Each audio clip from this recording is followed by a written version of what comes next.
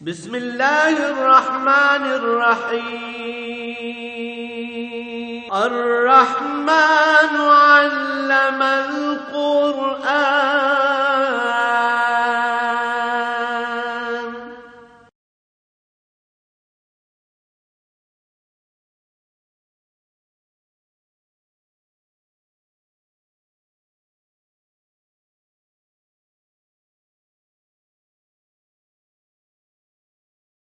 الحمد للہ رب العالمین والصلاة والسلام علی حبیبہ محمد وآلہ وصحبہ۔ اعوذ باللہ من الشیطان الرجیم، بسم اللہ الرحمن الرحیم۔ ما اشہدتہم خلق السماوات والارض ولا خلق انفسہم وما کنت متخذ المضلین عضدا۔ یوم یقول نادوا شرکائي الذین زعمتم فدعوهم فلم یستجیبوا لهم وجعلنا بینہم موبقا۔ فرمایا کہ جو لوگ نافرمانی کرتے ہیں اللہ کی اور اپنی رائے پہ اپنی خواہشات پہ عمل کرنا چاہتے ہیں، انبیاء علیہ السلام کے ارشادات کی پرواہ نہیں کرتے، کیا یہ زمین و آسمان کے بنانے میں میرے مددگار تھے؟ کیا یہ خالق ہیں کہ یہ جانتے ہیں کہ کیا کرنا چاہیے؟ جو کسی چیز کا بنانے والا ہوتا ہے، موجد ہوتا ہے، وہ اس چیز کے بارے جانتا ہے کہ اس میں کیا طریقہ ہے، اسے استعمال کیسے کرنا ہے۔ یہ لاؤڈ سپیکر جس نے بنایا ہے سب سے زیادہ وہ جانتا ہے کہ اسے کس طرح استعمال کرنا ہے، اس میں کیا خوبیاں ہیں کیا خامیاں۔ تو یہ جو میری کائنات میں اپنی پسند سے رہنا چاہتے ہیں، کیا جب میں نے یہ کائنات بنائی، زمین و آسمان بنائے، تو یہ اس میں بنانے میں شریک تھے؟ یہ بنانے والے ہیں، یہ اپنی رائے یہ جانتے ہیں کہ ان میں رہنے کا سلیقہ کیا ہے؟ تو اگر یہ بنانے والے نہیں تھے تو پھر انہیں بنانے والے کے حکم کے مطابق رہنا چاہیے۔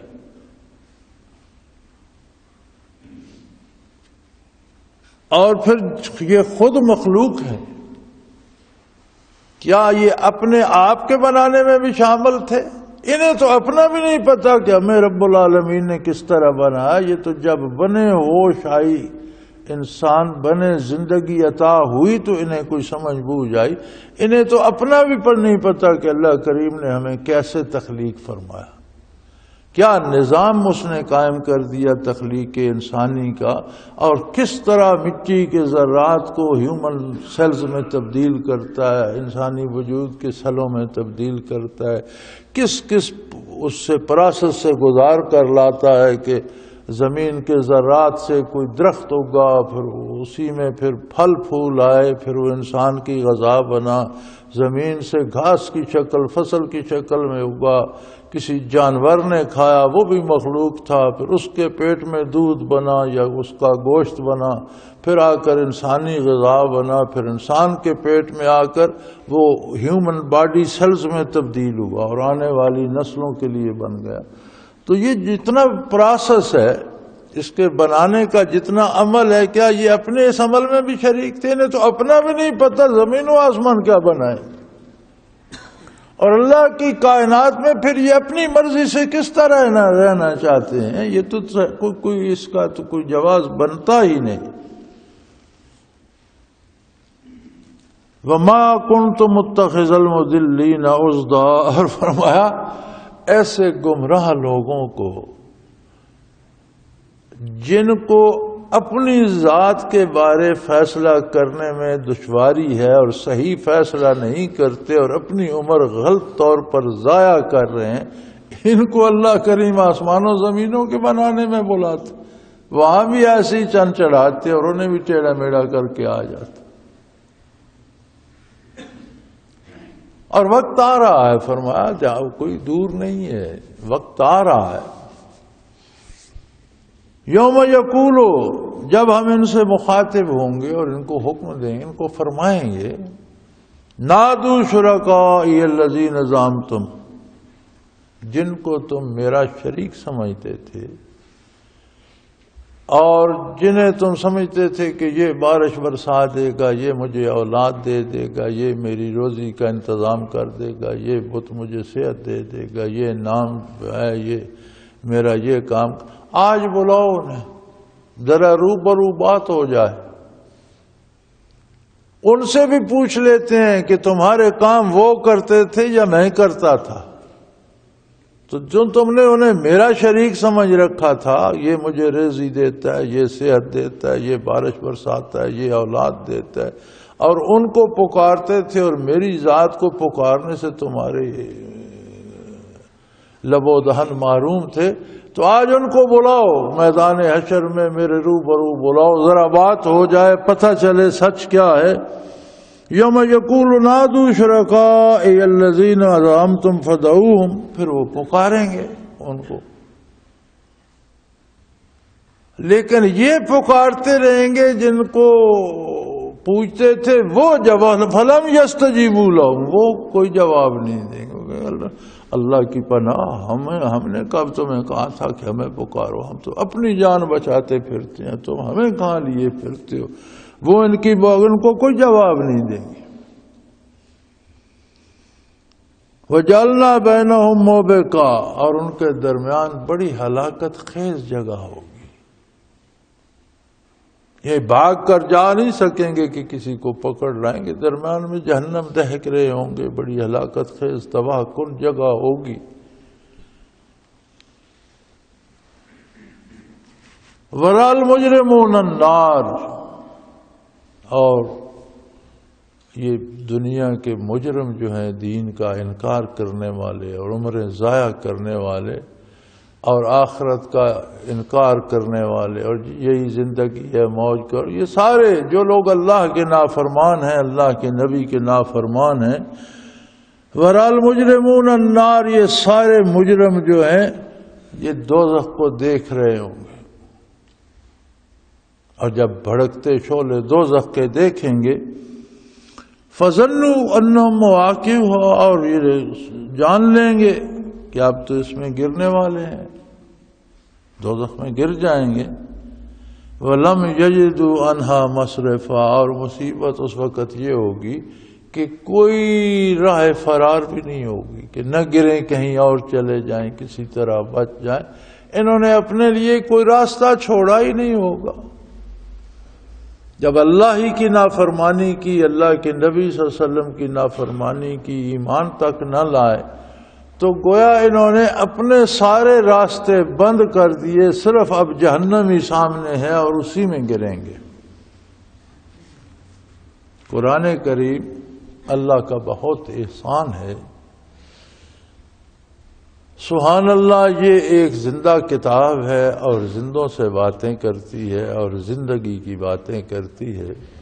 یہ کتنا احسان ہے اللہ کا کہ اللہ کے نبی صلی اللہ علیہ وسلم پر یہ کتاب نازل ہوئی۔ اب جو کچھ فرد قیامت میں ہونا ہے وہ سارا ہمیں آج بتا رہی ہے کہ یہ ہونا ہے، آج تمہارے پاس موقع ہے، اللہ غفور الرحیم ہے، توبہ کر لو، اپنی اصلاح کر لو، دامان نبوت کو تھام لو، چمٹ جاؤ اور اتباع رسالت اختیار کر لو، ورنہ نبی صلی اللہ علیہ وسلم سے تعلق ٹوٹ گیا تو گویا بارگاہ الہی میں نجات کا راستہ ختم ہو گیا۔ اگر یہ توڑ دو گے تو پھر بچنے کا کوئی راستہ نہیں رہے گا، اور دیکھی آنکھوں دوزخ میں گرنا پڑے گا، جس طرح یہاں سوچ سمجھ کر دیکھتی آنکھوں گناہ کرتے ہو نا،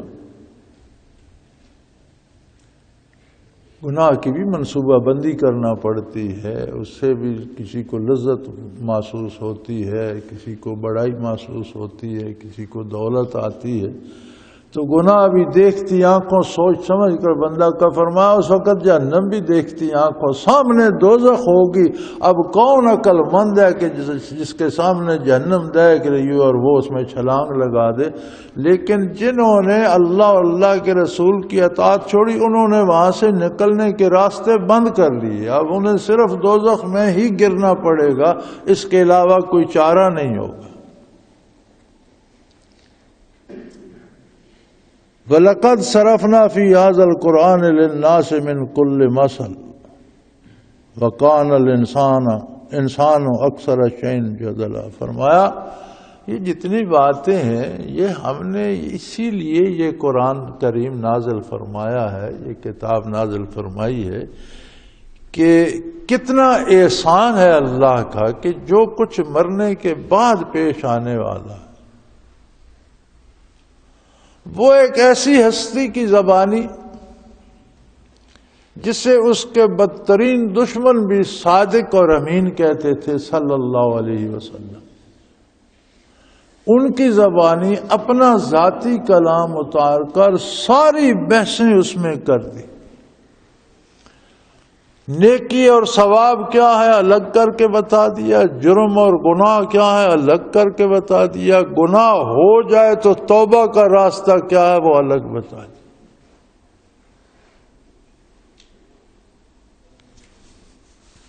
اور اتنی آسانی فرمائی بطفیل نبی کریم صلی اللہ علیہ وسلم اس امت مرحومہ پر، پہلی امتوں میں بھی گناہ ہوئے، توبہ بھی لوگوں نے کی لیکن توبہ پہ شرائط لگ جاتی تھی، اتنے دنوں پہاڑ پہ چلا جائے، اتنے دنوں روزہ رکھے، اتنے دنوں یہ کرے۔ بلکہ بنی اسرائیل نے جب بت پرستی کی تھی موسیٰ علیہ السلام کی قوم نے تو ان کو توبہ تو فرمایا تھا تم نے بتوں کے آگے سر جھکایا، جتنوں نے سر جھکائے وہ سر کٹوا دیں اور جنہوں نے سجدے نہیں کیے وہ ان کے سر کاٹ دیں، توبہ قبول ہو۔ اور ہزاروں لوگ قتل ہوئے، بھائی کے ہاتھوں بھائی اور بیٹے کے ہاتھوں باپ اور باپ کے ہاتھوں بیٹے قتل ہوئے، تب جا کر توبہ قبول ہوئی۔ اس امت پر یہ احسان فرمایا کہ توبہ کرو اور اپنی اصلاح کر لو، جو کچھ ہو چکا تم سے، جو برائی، جو ظلم، جو گناہ، جو کچھ ہو چکا ہے، توبہ کرو کہ اللہ میں چھوڑتا ہوں، میں آئندہ یہ نہیں کروں گا، وہ اصلح اور اپنی اصلاح کر لو، آئندہ نیکی اختیار کر لو، اس سارے کے بارے پوچھا ہی نہیں جائے۔ اب اس سے بڑی رعایت کیا ہو؟ اور فرمایا لقد صرفنا فی ھذا القرآن للناس من کل مثل، ہم نے تمام موضوعات زندگی پر سیر حاصل بحث کر کے ہر چیز کھول کر انسان کو بتا دی ہے اس قرآن کریم میں۔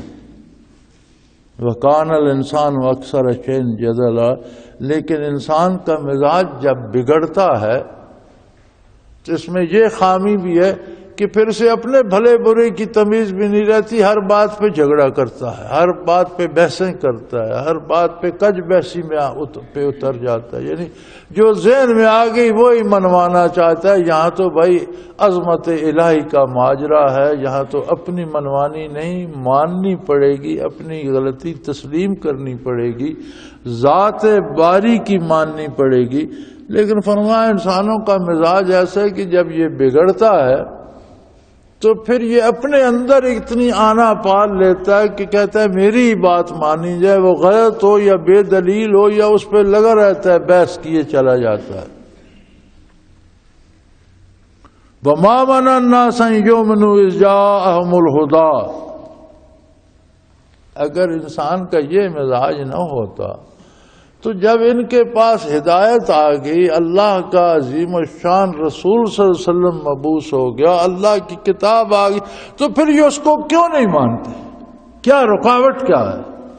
ما منع الناس، لوگوں کو کس نے پکڑ رکھا ہے، کس نے روکا ہے کہ اللہ کی بات نہ مانو، اللہ پر ایمان نہ لاؤ، اللہ کے نبی کی بات نہ مانو؟ کسی نے نہیں روکا۔ ان کے اپنے اندر جو گھمنڈ پیدا ہو جاتا ہے اور اپنی منمانی کرنا چاہتے ہیں، صرف اس نے روکا۔ ہر انسان کو اس کے اپنے مزاج نے روک کر تباہی کی طرف کھڑا کیا ہوا ہے۔ کسی پر تو یہ حشر کو دعویٰ نہیں کر سکیں گے اس نے مجھے روکا۔ وَمَا مَنَعَ النَّاسَ أَن يُؤْمِنُوا، ایمان لانے سے کون روکتا ہے بھائی؟ لاؤ ایمان، کیوں نہیں لاتے؟ اتنی عظیم کتاب کہ جس کے نزول کے بعد قیامت تک کسی نئی کتاب کی ضرورت باقی نہ رہی، اتنا عظیم و شان رسول کہ جس کی بعثت کے بعد قیامت تک کسی نبی کے آنے کی ضرورت ہی باقی نہ رہے۔ یہ جو ہم روز بحث کرتے ہیں نا، ختم نبوت، نبوت ختم ہو گئی، درست، لیکن اس کا خوبصورت پہلو یہ ہے کہ نبوت مکمل ہو گئی۔ خود نبی کریم صلی اللہ علیہ وسلم نے اس کی جو تفسیر فرمائی ہے مشکات شریف میں، کہ اگر نبوت کو آپ یہ سمجھیں کہ ایک عمارت ہے بہت خوبصورت، تو کوئی اسے دیکھتا، اس کے گرد پھرتا تو ایک سل کی، ایک اینٹ کی جگہ خالی نظر آتی، تو وہ اس پہ انگلی رکھتا کہ یار اتنی خوبصورت عمارت ہے لیکن یہ جگہ تو خالی ہے۔ تو فرمایا میں وہ اینٹ ہوں، آنا تلک اللبنہ کے الفاظ آتے ہیں، میں وہ اینٹ ہوں جو وہاں چن دی گئی اور نبوت مکمل ہو گئی، کسی نئے نبی کی حاجت ہی باقی نہ رہی، اب اس پہ کوئی اینٹ اور لگ ہی نہیں سکتی۔ ایسا عظیم الشان رسول صلی اللہ علیہ وسلم کہ جن کے مبعوث ہونے کے بعد قیامت تک ہمیشہ ہمیشہ کے لیے نئے نبی، کسی دوسرے نبی کے آنے کی ضرورت ہی باقی نہ رہی، نبوت مکمل ہو گئی۔ اب یہ آسان کام نہیں ہے۔ قرآن 15ویں صدی میں جا رہا ہے۔ جب قرآن نازل ہوا تو انسانوں کے مسائل، اقوام عالم کے مسائل اور تھے، وسائل اور تھے، ذرائع اور تھے، حالات اور تھے، مسائل اور تھے۔ جو وقت گزرتا گیا نئی نئی ایجادات آتی گئیں۔ اب آج کی جو دنیا ہے اس کے اپنے مسائل ہیں، اپنی نوعیت ہے۔ آج کمپیوٹر کی دنیا ہے، آج بہت گلوبل ولیج بن گیا ہے، سارا روئے زمین ایک شہر بن گیا ہے، اس کے اپنے مسائل ہیں۔ لیکن سبحان اللہ، ہر مسئلے کا جواب آج بھی محمد الرسول اللہ کے ارشادات میں موجود ہے، اور ہر مسئلے کا جواب آج بھی قرآن میں موجود ہے۔ اور قیامت تک جتنی تبدیلیاں آتی رہیں، ہر تبدیلی کے بعد بھی ہر مسئلے کا جواب اس کتاب میں بھی موجود ہے اور اللہ کے نبی کے ارشادات میں بھی موجود ہے۔ نہ نئی کتاب کی ضرورت ہے کہ مسائل بدل گئے ہیں، نئی کتاب آئے، نہ نئی نبوت کی ضرورت ہے کہ مسائل بدل گئے ہیں، نیا نبی آئے۔ بھلا سوچو، ہر ملک، ہر قوم میں حکومتیں بنتی ہیں، ادارے بنتے ہیں، قانون ساز ادارے بنتے ہیں، وہ قانون ترتیب دیتے ہیں ملک کو کیسے چلایا جائے۔ عجیب بات ہے، کسی ایک ملک کے قوانین کا اطلاق دوسرے ملک میں نہیں ہوتا۔ کوئی دنیا میں ایسا ملک ہے جس نے وہ قانون بنایا جو ساری دنیا اپنا لے؟ ہر کسی کے محض اپنے لیے ہیں۔ ہر قوم کی تہذیب جدا ہے، خوراک جدا ہے، شکلیں جدا ہیں، اوقات جدا ہیں، زبانیں الگ ہیں، موسم الگ ہیں، ضروریات بھی الگ الگ ہیں، ان کے مطابق ہیں۔ پھر ان جو بناتے ہیں اس ملک کی اپنی ضروریات کی بھی تکمیل وہ نہیں کرتے، پھر جب تک وہ چلتے رہتے ہیں ان میں تبدیلیاں ہوتی رہتی ہیں، امینڈمنٹس آتی رہتی ہیں، نئی نئی باتیں پرانی کاٹتے نئی داخل کرتے رہتے ہیں کہ وہ پورا صحیح جواب نہیں دیتے۔ یہ کیسی کتاب ہے کہ جس نے جو قانون آج سے 1500 سال پہلے بتایا، آج تک کسی میں تبدیلی کی، کسی امینڈمنٹ کی ضرورت پیش نہیں آئی اور نہ قیامت تک آئے گی۔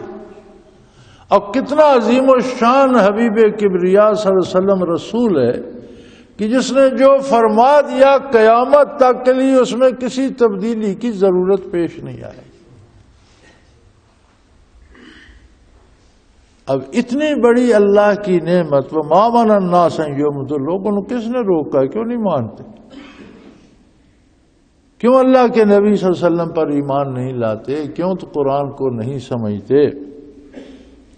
جب ہدایت ان کے پاس آ گئی تو کیوں نہیں مانتے؟ اور کیوں توبہ نہیں کرتے؟ یستغفروا ربکم، کیوں توبہ نہیں کرتے؟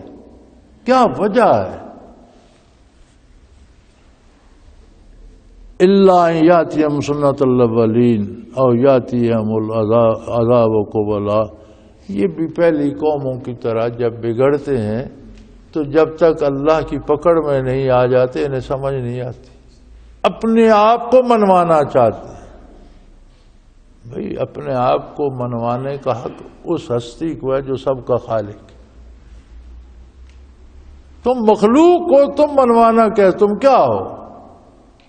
جب خود مخلوق ہو تو پھر اپنی بات کیسے منوا سکتے ہو؟ تمہیں تو وہ اس کی ماننا پڑے گی جو تمہارا بھی خالق ہے، کائنات کا بھی خالق ہے. کیا تم آسمان و زمینوں کے بنانے میں شامل تھے کہ تمہیں پتہ ہے ان میں کس طرح رہنا ہے، کیسے موسم بنائے گئے ہیں، ان میں کس طرح گزارا کرنا ہے، کیا غذا کھانی ہے اور کیا نہیں کھانی؟ تمہیں کیا پتا بھائی؟ یہ تو بنانے والے کو پتا ہے. تمہیں خود اپنے بننے کے عمل میں تمہیں پتا کو نہیں میں کیسے بنا، اللہ نے مجھے کیسے بنایا. آسمان زمین تو دور کی بات ہے. اور پھر جب تمہارے پاس اتنی عظیم و شان ہستی اللہ کا رسول تشریف لایا، اللہ کا قرآن آ گیا، کس نے روکا؟ کیوں نہیں مانتے ہو؟ تب تک انتظار کرو کہ جب تک پہلی قوموں نے کیا تھا، پہلی قومیں جنہوں نے انکار کیا، انتظار جب عذاب آ گیا تباہ ہو گئے. فرعون بھی جب غرق ہو گیا، برزخ سامنے آیا تو اس نے بھی کہا میں بھی ایمان لاتا ہوں. فرمایا اب نہیں. جب ایمان لانے کے لیے تیرے پاس اللہ کا نبی چل کر آیا تھا تب تو انکار کیا کرتا تھا. اب جب برزخ کھل گیا، فرشتے سامنے آ گئے، آخرت نظر آ رہی، اب ایمان. بھائی آخرت کو دیکھ کر تو سب ایمان لے آئیں گے، اب قبول نہیں ہوگا. جب ماننا تھا تب انکار کرتا رہا. قد کنت من الکافرین. جب ماننے کا وقت تھا تب کفر کرتا رہا، اور اب جب وقت گزر گیا، آخرت سامنے آ گئی، اب ماننے کا کیا فائدہ؟ اور پہلی قومیں جو تباہ ہوئیں، کیا تم بھی انہی کی طرح انتظار کرنا چاہتے ہو کہ تباہی آ جائے گی، بربادی آئے گی پھر مانیں گے؟ پھر تو کوئی نہیں سنے گا تمہاری. وَمَا نُرْسِلُ الْمُرْسَلِينَ إِلَّا مُبَشِّرِينَ وَمُنذِرِينَ. انبیاء علیہ السلام کو مبعوث فرمانے کا ایک مقصد ہوتا ہے، منوانا مقصد نہیں ہوتا. ہر فرد کو اللہ نے آزادی دی ہے. دو باتوں کا حق ہر فرد کے پاس ہے، وہ کافر ہے یا مومن، وہ نیک ہے یا بد، وہ عالم ہے یا جاہل، وہ مرد ہے یا عورت. دو باتوں کا حق ہر ایک کے پاس ہے. اس کی زندگی اسے اللہ نے دی ہے، اللہ ہی اس سے زندگی واپس لے سکتا ہے. کوئی بندہ نہیں، کسی بندے نے کسی کو حیات دی نہیں، وہ لے نہیں سکتا. اللہ کے حکم کے مطابق کسی کو قتل کیا جائے تو وہ زندگی اس کی اللہ نے واپس لی. شرعی حکم کے بغیر، اور ہر کوئی نہیں کر سکتا. شریعت نفاذ کرنے کے ادارے ہوتے ہیں جنہیں آپ حکومت کہتے ہیں. مسلمان حکومت شرعی ادارہ ہونا چاہیے، شریعت کے قوانین کے مطابق ہونا چاہیے. اور یہ جو ہر جگہ گھر گھر قتل و غارت گری ہو رہی ہے، اس کا کسی کے پاس کوئی کسی کی جان لینے کا حق نہیں رکھتا. اللہ نے دی ہے. دوسرا حق ہے مذہب رکھنے کا. کوئی کسی کو زبردستی کوئی عقیدہ نہیں منوا سکتا. وہ کافر رہنا چاہتا ہے، وہ یہودی بننا چاہتا ہے، وہ عیسائی بننا چاہتا ہے، مسلمان بننا چاہتا ہے، مسلمانوں میں آگے پھر فرقے بن گئے، کسی فرقے میں جانا چاہتا ہے، اس کا حق ہے. اللہ کے پاس جائے گا تو اپنے جو عقیدہ اختیار کیا اس کا باز پرس ہوگی، اس کا جواب وہ اللہ اس سے لے گا. میں اور آپ کسی کا حساب کہ ہم کسی کو سنی سمجھ کر مار دیں، شیعہ سمجھ کر قتل کر دیں، دیوبندی قتل کر دیں، بریلوی قتل، یہ قطعاً ناجائز، اس کی کوئی اجازت نہیں. ہر شخص کو حق حاصل ہے کہ وہ اپنا عقیدہ جو چاہتا ہے رکھے. ہاں آپ تبلیغ کر سکتے ہیں، آپ بتا سکتے ہیں کہ یہ راستہ بہتر ہے، اور تبلیغ کا بھی طریقہ مستحسن ہونا چاہیے. آپ کسی کو جھڑک کر بلائیں گے تو آپ کی بات نہیں سنیں گا، پیار سے بات کریں گے تو وہ سنے گا. زبردستی تبلیغ بھی نہیں کی جا سکتی. تبلیغ کا بھی مستحسن سلیقہ ہونا چاہیے. اور فرمایا انبیاء علیہ السلام کی بعثت عالی کا مقصد ہی یہ ہوتا ہے مبشرین و منذرین. ایک تو وہ بھلائی پر اچھے انجام کی بشارت دیتے ہیں، اور دوسرا برائی سے بر وقت ڈراتے ہیں کہ اگر گناہ کرو گے تو کل قیامت کے روز یا اس کے بعد یہ سزا درپیش آئے. یہ کتنے کرم ہے اللہ کا کہ اس دنیا میں رہتے ہوئے ہمارے سامنے جنت و دوزخ کا نقشہ پیش کر دیتے ہیں اور جن کاموں پر جنت ملنی ہے ان سے ریلیٹڈ بتا دیتے ہیں کہ یہ کام کرو گے یہ نعمتیں ملیں گی، اس طرح کرو گے تو یہ عذاب ملیں گے. فرمایا انبیاء علیہ السلام کا منصب جلیلہ صرف اتنا ہے کہ بھلائی کا بہتر انجام اور اس کی خوشخبری دے دیں اور گناہ کرنے والے کو گناہ کے انجام سے باخبر کر دیں کہ کر تو رہے ہو، نتیجہ اس کا یہ ہوگا. وَيُجَادِلُ الَّذِينَ كَفَرُوا بِالْبَاطِلِ لِيُدْحِضُوا بِهِ الْحَقَّ وَاتَّخَذُوا آيَاتِي وَمَا أُنذِرُوا هُزُوًا. اور اہل باطل جو ہیں، کافر جو ہیں، یعنی کفر کی اور گناہ کی ایک عجیب خصوصیت ہے کہ عظمت الہی کو دل سے مٹا دیتے اور بندے کی اپنی آنا آ جاتی ہے. وہ یہ نہیں کہتا کہ اللہ کی مانو، اللہ کی نہیں، وہ کہتا ہے میری مانو، جو میں کہتا ہوں وہ مانو.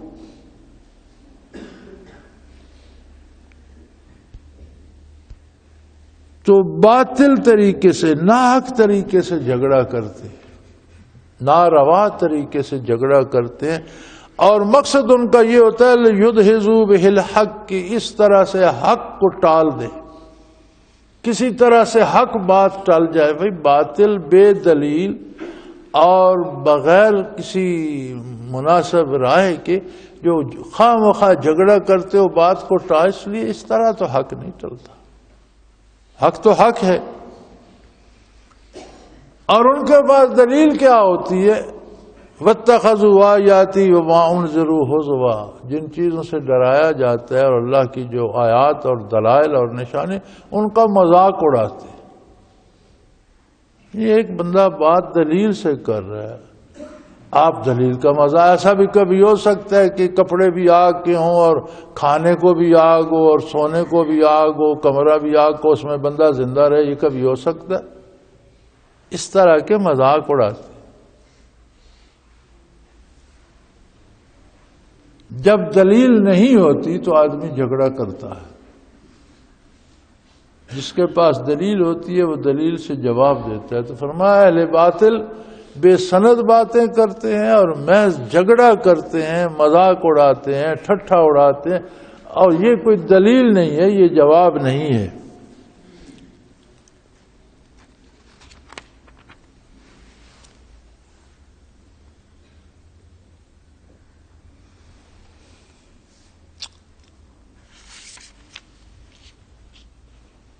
وَمَنْ أَظْلَمُ مِمَّنْ ذُكِرَ بِآيَاتِ رَبِّهِ فَأَعْرَضَ عَنْهَا وَنَسِيَ مَا قَدَّمَتْ يَدَاهُ.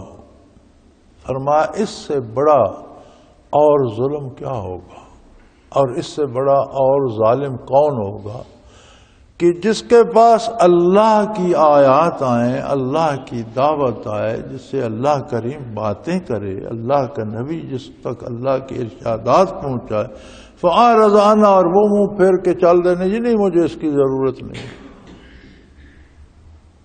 یہ دنیا میں بڑے بڑے ظلم ہوتے ہیں، لیکن یہ سب سے بڑا ظلم ہے کہ اللہ کریم تجھے یاد فرمائے، تیرے لیے اپنا کلام نازل فرمائے، تیرے ساتھ بات کریں، تجھے سمجھائیں کہ یہ چیز نفع مند ہے، یہ نقصان، تو کہنے جی نہیں مجھے نہیں ضرورت.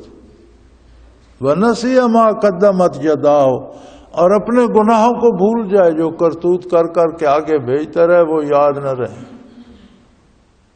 سب سے بڑا ظالم وہ ہے جو احکام الہی کی پرواہ نہ کرے اور اپنے گناہوں کو بھول جائے. فرمایا دنیا میں بھی اس کی سزا یہ ملتی ہے کہ اِنَّا جَعَلْنَا عَلَىٰ قُلُوبِهِمْ أَكِنَّةً، ہم ان کے دلوں پر پھر ایک پردہ چڑھا دیتے ہیں کہ اگر تم ایسے ہی ہو تو چلو یوں ہی صحیح. یعنی گناہ کی بھی ایک حد ہوتی ہے.